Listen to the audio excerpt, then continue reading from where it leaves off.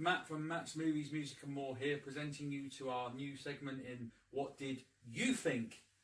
This week, previously in our last episode, we had talked about the movie Hot Fuzz, and due to our unique idea of the Twister Spinner, it came up and landed on WTF, which the movie chosen for that category is the 1983 movie XTRO, directed by Harry Bromley Davenport and starring Bernice Stegers, Philip Sayer, Simon Nash, Maryam Diabo and Danny Branning. Now, this is my special guest Andrew, who will be taking part in this video today. How are you doing, Andrew? After what I have just seen, I'm doing surprisingly well, thank you. You sure? Yes. Okay, I'm glad that you said that because I'm kind of feeling exactly the same way. So, XTRO. Let's tell you a little bit about XTRO.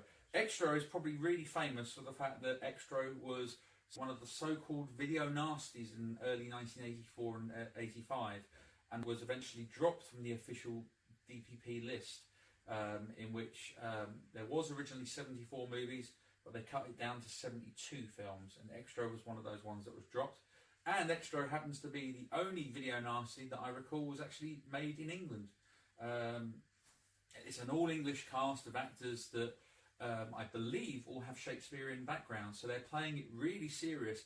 But the movie, I think, the category WTF really sums it up. Would you agree? I totally understand why it's on there, yes.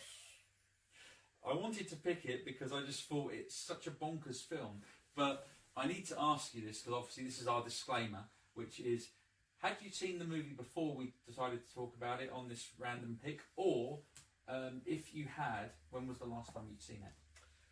I haven't seen it in its entirety. Okay. I do recall seeing XTRO 2 on the Sci-Fi Channel at some point in my childhood. Can't say I remember too much about that movie. It's travelling to another dimension and there's aliens and horror and it's an alien rip-off essentially. But my thought process of that was, it's called XTRO 2, the second encounter. Surely the first one will explain how they discovered the dimension in the first place, or did this happen before, and are any of these characters survivors from the first one? That's how your brain would think about this, right? Yeah. XTRO 2 has got sod all to do with its sequel, I'll say that now. And did you actually know there was a third XTRO as well, called XTRO 3, Watch the Skies? I've seen that on the internet, and so far that is all I care to know about it. Because XTRO, it's an interesting one because Harry Bromley Davenport, who created XTRO, along with Mark Forstater, he owns the name XTRO. So he could put XTRO on any film he likes. It doesn't matter if it's related to any of the films. It could be like a Twilight Zone anthology of movies just called XTRO. XTRO for Electric Boogaloo. It's a great title, XTRO, because I suppose it was released around the time that Steven Spielberg had released E.T. And this was sort of one of the first sort of knockoffs of E.T. because the tagline for XTRO, I believe, was "Some extraterrestrials aren't friendly," which I thought was quite a unique one. It's a very much in your face, we are an antidote to E.T. or we're not the nice E.T. Yeah. Yeah, and basically with XTRO, I recall that this is one of the movies that was actually co-financed with New Line Cinema and Robert Shea. So this was literally 2 years before they did Nightmare on Elm Street, if I recall. And this movie really helped them because for a movie that probably didn't cost very much, probably it cost a couple of £1 million or whatever to make, I'm guessing, it made its money back in America. In the UK, I don't think it did well theatrically, or even if it got theatrical release, I'm not sure. But I know that VHS, especially with its placing in the Video Nasties list, its placing there made it become a top renter. And when obviously they sold on VHS, because back in the day, this was the day when you were buying videos, you were paying, you know, £40–50 a videotape or something like that to get them. And this became a really sought after video, and I can really see why, because I can imagine being a 12-year-old kid in the playground in England in 1984 or 85, going in and going, I've just watched this really bonkers movie, and it's got gruesome gore, it's got a man being born from a woman, not a baby, but a man, a fully grown man being given birth from a woman, and you've also got extensive nudity, courtesy of the beautiful Maryam Diabo, who I think this might have been her first movie before she went and became a Bond girl in 1987 with the release of the film The Living Daylights. I don't know if you're aware of that at all, Andrew. I have seen The Living Daylights. I know that actress. I did put two and two together. Yeah. So with XTRO, I suppose we need to tell you the plot of this movie. Plot? Yeah, there is a plot. I think it's kind of a made-up plot because it is very bonkers. I don't think they went into this knowing how this was going to turn out or what the end point was, which I will get into. But... Okay. Did you want to have a go at doing the plot, or did you want me to have a go? No.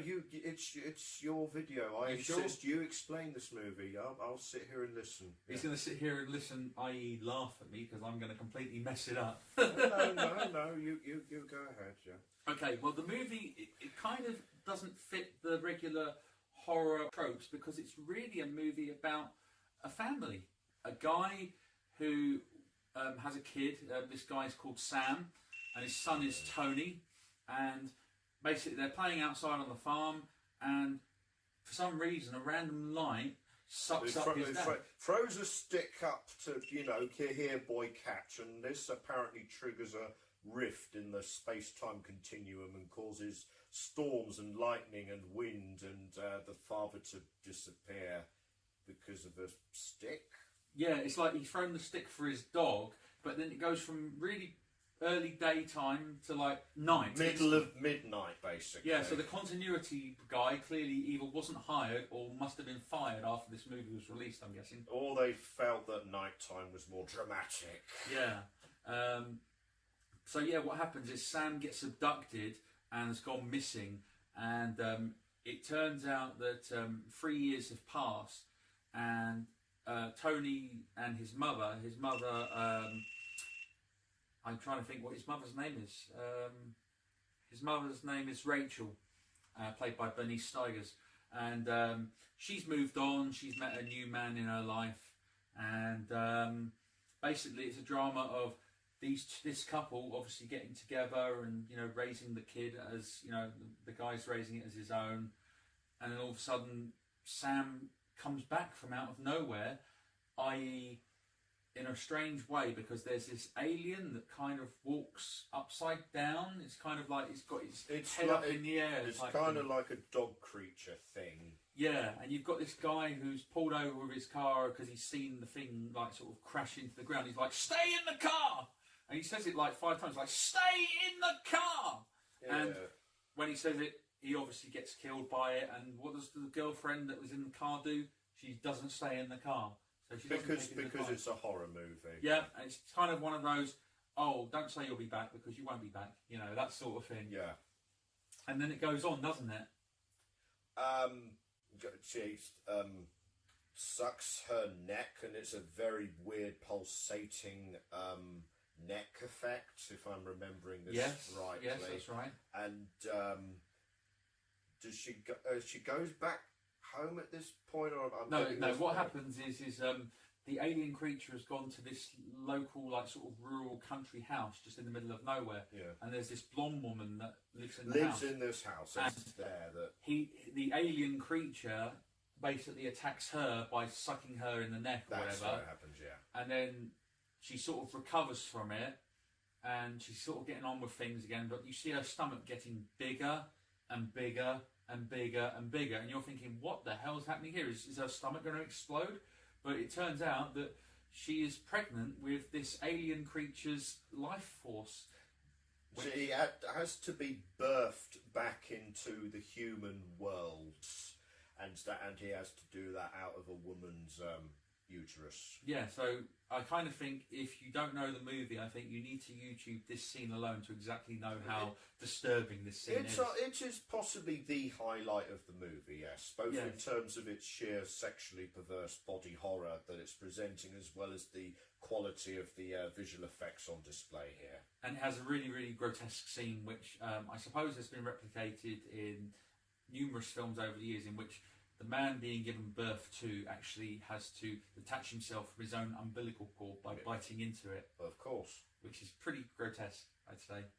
But yeah, so basically Sam returns and he thinks... I'm back. Yeah, and he thinks that everything is back to the way it was. Yeah, at this point the movie becomes half this custody battle of the old husband, the father coming back, and obviously the boy wants his daddy back, whilst the new boyfriend is like, I don't want you intruding on this. I've got a good thing going here. We're getting engaged, and this leads to tension, obviously, and then half the father reveals to little Tommy or Billy or whatever the hell his name is. Whatever his name is, that he is an alien, that he's got powers, and I want you to have these powers, son. And he does the whole hugging and sucking on the pulsating neck effect, and this leads to a whole bunch of hallucinogenic shenanigans. Such as a scene in which one of his toy soldiers comes alive and kills the horrible neighbour downstairs who happened to have killed his snake. Yeah. So she gets killed and stabbed with the gun with the bayonet on it, if I recall. Yeah. And very realistic, very good looking real life toy soldier. I've got to be honest, this movie, if it doesn't have a big budget, I'll tell you what, the special effects, if the money went into the special effects of this movie, then they did an amazing job, because the special effects themselves are really, really well done. But also in the movie, you've got random scenes such as a clown coming to life, a little dwarf clown. Yeah. And from randomly, I have no idea, but apparently this was put in at the insistence of the New Line Cinema director Bob Shaye, which is a Black Panther needs to be in this film. So that's why you see a Black Panther come from out of nowhere. For no good reason For no reason, yeah. Apparently Harry Bromley Davenport said in an interview that to hire the Black Panther actually costs quite a bit of their budget for the overall movie. Yeah. So, yeah, the movie itself, I mean, obviously you've got Maryam Diabo, who would later become famous for being a Bond girl in the Timothy Dalton movie, The Living Daylights. But in this movie, she kind of plays like an au pair? An au pair, nanny. Yeah, kind of a hot one who's obviously dating a guy, and obviously she's sneaking off with him in the house that she lives in with this lot. Yeah. And but we need to get on with the story about Sam and Rachel, which is Sam's back. He thinks that, you know, he can come back into Rachel's life and go, well, I'm back. Let's live our life as husband and wife like we were before. But clearly she's like, well, I can't, because I'm now with this other guy instead, who I believe, I think his name is Joe. Yeah. And basically what happens there is, obviously Joe is a photographer. He photographs women for fashion pin-ups and stuff like that. Yeah. And obviously the boy himself, Tony, this is a weird one. I don't know if you noticed this at all, but Sam and Rachel, they sort of talk in this very clear, very sort of posh English accent, whereas Tony kind of doesn't sound like that at all. Tony kind of sounds like, look, he's getting away. You know, he kind of talks very common sounding. Doesn't sound like really the sort of child's voice that you should have. From those parents. Yeah, they're posh, and to be honest, both actors are Shakespearean actors. I mean, Philip Sayer, I believe, passed away in the late 1980s, sadly. I think he died of cancer, but, you know, the fact that they're all stage actors and stuff, you know, I mean, obviously the kid himself obviously wasn't a stage actor, but he does an okay job in the movie, I'd say. He is as the ultimately creepy child, yes, he does his job. But I think Philip Sayer, does an amazing role as Sam, because he kind of looks like a really, really nice fatherly figure, but also, I mean, when he's wearing the coat that he's stolen from the guy that he killed at the beginning of the movie, he kind of looks like a vagrant kind of look, and you kind of show a little bit of sympathy for him, even though you know that he's got an ulterior motive. He's a blood-sucking alien, yeah, you feel sorry for him. Yeah, I mean, I don't really want to give too much of this movie away because I think it's one of these ones that on this channel you have to see it to believe it. If you have the stomach for it, absolutely. It's a feverish, nonsensical nightmare, but it leaves an impression on you. I think it's one of those ones that you if you're probably, I suppose, under 20, you're probably going to go, what the hell is this? Or whatever. And you're probably not going to enjoy it as much as someone that's in your 30s.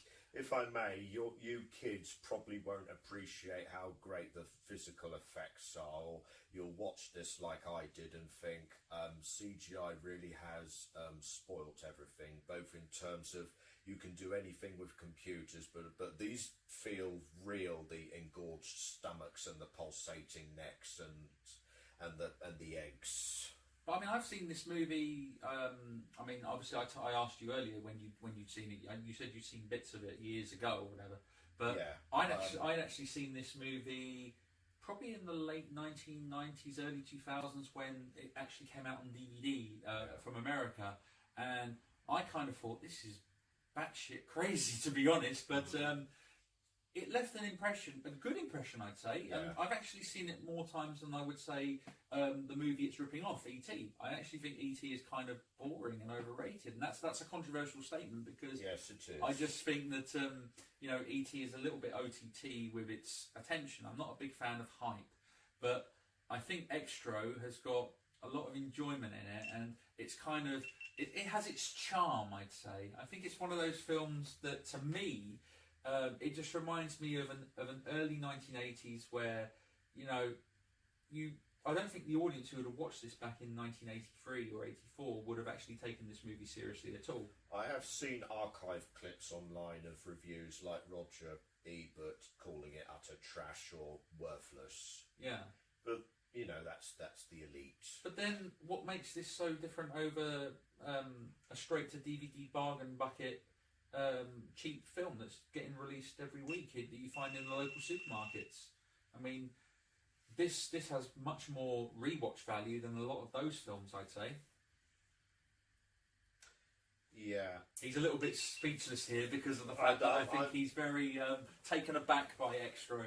I'm amazed that you can call this charming and E.T. not, especially given what happens. Well, dare I say, I haven't seen E.T. in over 20 years, let's put it that way. There is an atmosphere to this movie, even if there isn't a script. I would talk about how the ending feels out of place, except I don't think you want me to spoil it, and B, you should probably see it for yourself and see what I mean when I say it feels tacked on and it feels like, oh, we forgot to resolve this subplot. I suppose we need to do that just before we roll the credits. Well, I can say about the ending, though, briefly, is the fact that I recall, because there was no ending to this movie, that is actually true, there is actually no ending to this movie. I believe the director, Harry Bromley Davenport, I recall that he went to New Line Cinema and said, look, we do need an ending, so we probably need a bit more money to sort of finish it. So I believe Bob Shaye said, okay, well, we'll give you a bit more money, you finish the film. And I believe Bernice Stegers, who is actually one of the actors who's at the end of the movie, yes, in which her character has a quite a big deal scene, she actually wasn't available to film the scene. So they used someone wearing a wig, and it wasn't her, and you only know it's not her in one scene in which it's quite a close-up if you do perfect pause on your Blu-ray or your DVD. I'd kind of say I know it isn't that character because she does not have the reaction or facial expression of someone who has just been through the events of what just happened before. But regarding XTRO, I mean, it's not a very long movie. It's about an hour 20, something like that. So it's really short. I'd say this is a fun movie to watch, like if you were having a bad movie night. I'd say this is a perfect choice. I'd say that you could have your Nightmare on Elm Street or your Aliens, but sometimes you need little unknown weirdness, little gems or like this to appreciate how primal and intense and imaginative the horror genre can be. Hence why I feel that this, being a horror movie, had to go into the WTF category. I just think that it suits the movie much better. And mentally prepare yourself for what you're about to watch, or bring alcohol. one of the two. Probably both, maybe. Yeah. But regarding XTRO, I will say this. It's definitely a film I would say check out. Recently, it's been released by Second Sight Entertainment. And the Blu-ray, I'll tell you what, I don't know if you've checked out, the Blu-ray has got some great bonus features, apart from a flippable case, which has the original VHS art on one side and the US art on the other. It also has the Blu-ray, which features not one, not two, not three, but 4 different versions of the movie. You have the original theatrical release, you have the original UK video release version, you have an alternate UK video version, if I recall, as well as the version that I actually watched for this review, which was the new remastered version, in which Harry Bromley Davenport himself has actually made some tweaks here and there, such as certain visuals have been added, some for the better, some probably for the worse, to be honest, but it doesn't bother me because it's still the same movie, I feel. I don't think it's made much of a difference regarding the quality, if quality. But I think they did a great job with this release, Second Sight, and the fact it's got the CD soundtrack, which Harry Bromley Davenport also composed the music. Did you know that? It wouldn't surprise me. No? So he's kind of a guy who's got a lot of talent there, I guess, if you call it talent. Talent is a very loose word with regards to this movie. But as you said earlier, Andrew, you said that there is some sequels to this movie. Yes, there is. There's Again, sequels is a very loose word here. Because Harry Bromley Davenport owns the name XTRO, that you can put the name XTRO on any movie that he wanted to do. So it didn't necessarily have to link back to the first or any of the other movies. But XTRO 2 is called The Second Encounter. Yes. I think it came out in 1991, and it's famous because it's got former Airwolf actor Jan Michael Vincent in the lead role. And then I think just a couple of years later, XTRO 3, Watch the Skies, which has 2 decent actors actually in the movie, in former I Spy actor Robert Culp and the future Wishmaster Andrew Divoff. But to be honest, XTRO 3 Watch the Skies kind of feels really random because it's like a war movie kind of thing with aliens. It's very, very strange. But I like that one. It was okay, but as a franchise, I don't think it's going to be any other movie franchise that's out there, to be honest. I kind of think if you're going to watch a movie from the XTRO franchise, you might as well just stick with the first one. Yeah. I think don't worry about the sequels. The sequels were produced by Canadian filmmakers, obviously on the cheap, and probably the budgets were probably even less than this one. And that's saying something. Yeah. So, anything you want to say about XTRO before we wrap this up? Or should I just wrap XTRO up and throw it away for wherever you want it to go, out in space? Like the stick at the beginning of the movie. You do that. Okay. Well, thank you for that. And oh, what's that sound? Oh, it's not that time again, is it? It means it's the Trista Spinner time, isn't it? So that means we got to now pick our next movie to watch on the next one. So as you'll remember, XTRO came from the WTF category, which according to this board has now been replaced with the Tom Green movie Freddy Got Fingered. So here's hoping that that's going to be avoided for however foreseeable future, I guess. As long as humanly possible. Okay, so without further ado, let's spin that wheel.